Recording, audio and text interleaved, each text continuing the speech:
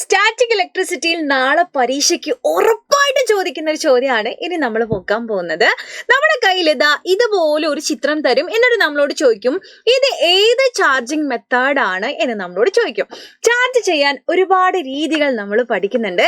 അതിൽപ്പെട്ട രണ്ട് രീതികളാണ് കണ്ടക്ഷനും ഇൻഡക്ഷനും.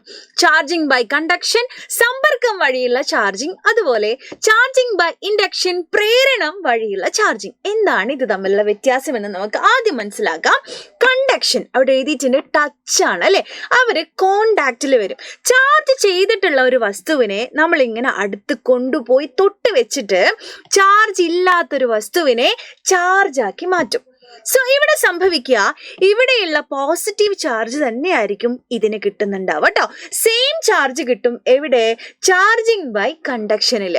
എന്നാൽ ഇൻഡക്ഷന്റെ കേസ് എന്ന് പറയുമ്പോൾ ഇവിടെ നോ ടച്ച് ആണ്, ഇവിടെ കോണ്ടാക്ട് വരണം എന്നില്ല അല്ലെ.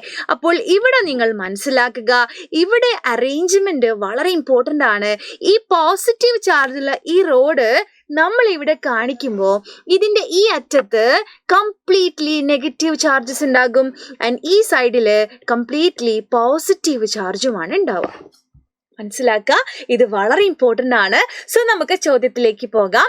നോക്കുക, ഈ മെത്തേഡ് ഏത് ചാർജിങ് മെത്തേഡാണ് എന്നാണ് നമ്മളോട് ചോദിച്ചിരിക്കുന്നത്.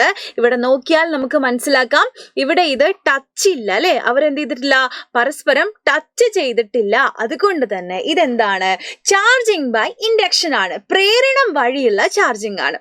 നെക്സ്റ്റ് ചോദ്യം, എക്സിൽ രൂപപ്പെടുന്ന ചാർജസ് അടയാളപ്പെടുത്തുക. ഇവിടെ ഉണ്ടാകുന്ന ചാർജ് അടയാളപ്പെടുത്താനാണ് നമ്മളോട് പറഞ്ഞിരിക്കുന്നത്.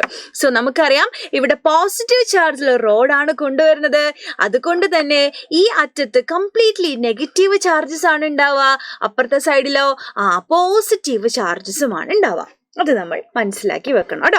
അങ്ങനെയാണെങ്കിൽ നിങ്ങൾക്കൊരു ടാസ്ക് ഉണ്ട്, ഇത് നിങ്ങളുടെ ക്വസ്റ്റ്യൻ ആണ്. നെഗറ്റീവ് ചാർജുള്ള ഒരു റോഡാണ് ഞാൻ ഇവിടെ കൊണ്ടുവന്നിട്ടുള്ളത്. അപ്പോൾ ഈ എ എന്ന് പറയുന്ന ഭാഗത്ത് ഏത് ചാർജാണ് ഉണ്ടാവുക, ബി എന്ന് പറയുന്ന ഭാഗത്ത് ഏത് ചാർജാണ് ഉണ്ടാവുക എന്ന് താഴെ കമന്റ് ചെയ്യാം. അപ്പോൾ അടിപൊളിയായിട്ട് പഠിക്കുക. ഇന്ന് രാത്രിയൊക്കെ നമുക്ക് ലൈവുകളുണ്ട്. നമുക്ക് നാളത്തെ എക്സാം സൂപ്പർ ആക്കണം.